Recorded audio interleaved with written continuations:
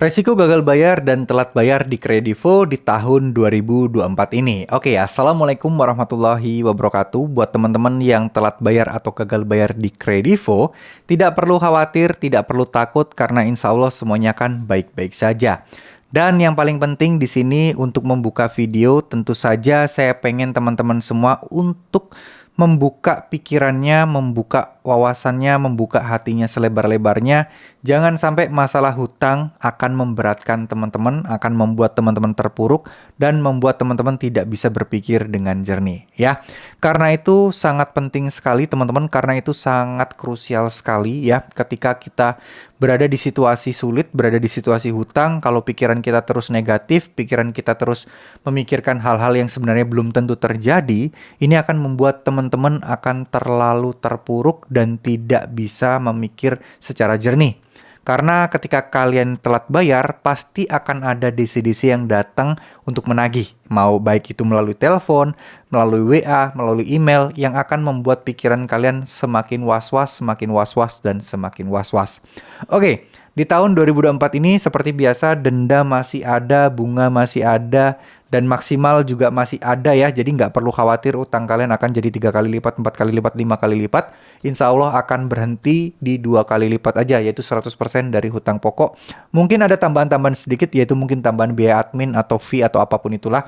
Yang mana itu harusnya nggak gede-gede banget ya. Nah, masalah denda udah, masalah DC ini yang paling krusial, yang paling banyak orang takutkan, dan memang DC Kredivo itu kadang resek. Reseknya apa? Ya rajin ya, sebenarnya nggak resek sih. Sebenarnya karena mereka terlalu rajin aja dan mereka terlalu banyak aja, jadi membuat kita itu was-was DC itu datang. Ada yang bilang, "Bang, saya baru 2 minggu telat tapi DC udah 2 kali datang. Bang, minggu ini DC-nya udah datang 3 kali," dan seterusnya. Ya, Kredivo memang paling rajin untuk mendatangkan DC datang ke rumah. Tapi itu bukan berarti membuat teman-teman takut, karena DC itu tetap manusia, mereka juga menjalankan tugas. Dan yang paling penting yang harus teman-teman tanamkan di pikiran kalian adalah DC Kredivo pun juga mematuhi aturan OJK, karena Kredivo legal, bukan ilegal, ya. Jadi segala aturan OJK tentang penagihan, tata cara penagihan, apa yang boleh dan tidak, itu masih sepenuhnya sama ya teman-teman ya. Nggak ada bedanya dengan pinjol yang lain. Ada ketentuan DC tidak boleh mencaci maki, tidak boleh bertindak fisik, baik tidak boleh mengancam, tidak boleh ada kekerasan baik secara fisik ataupun verbal, tidak boleh menyita barang, datangnya pun juga harus di lokasi, di tempat ya yang sesuai dengan didaftarkan oleh nasabah, bukan di tempat umum. Itu semuanya sudah ada aturannya dan DC Kredivo pun harus mengikutinya. Bahkan DC juga harus menyertakan ya sertifikasi mereka, identitas mereka, surat tugas dan surat penagihan mereka. Itu mereka harus menyertakan juga, karena itu ketentuan dan memang dianjurkan oleh OJK kita meminta semua dokumen tersebut. Kalau DC Kredivo tidak bisa menunjukkannya, teman-teman boleh kok berhak menolak mereka. Karena ya mereka nggak mau nunjukin, ngapain kita takut-takut, ngapain kita pusing-pusing, bener nggak?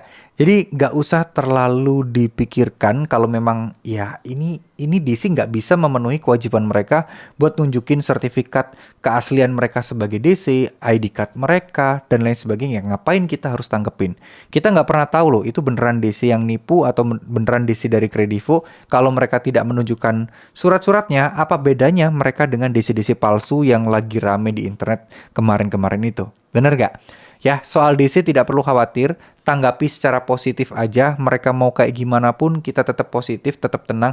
Mohon maaf, saya belum ada uangnya. Bapak mau ngapain aja silahkan. Bapak mau melaporkan saya ke polisi kek, membawa ke jalur hukum kek, silahkan. Saya terima, saya akan ikuti prosesnya. Asal itu sesuai dengan ketentuan dan peraturan undang-undang yang berlaku. Udah, itu aja. Nah, ketika kalian sudah ngomong kayak gitu, pasti DC Kredivo juga, wah ini gimana lagi ya. Intinya DC itu paling males, paling takut sama orang yang pasrah.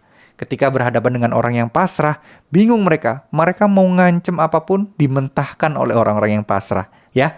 Jadi kalian harus jadi orang yang pasrah, orang yang ikhlas, orang yang akan menerima segala resikonya. Dan kembali lagi, mau DC kayak gimana pun, ya diterima aja. Tapi jangan lupa satu hal, untuk memperkuat mental kalian dan juga pikiran kalian agar nggak kemana-mana dan nggak negatif terus, teman-teman perbanyak ibadah dan juga doanya.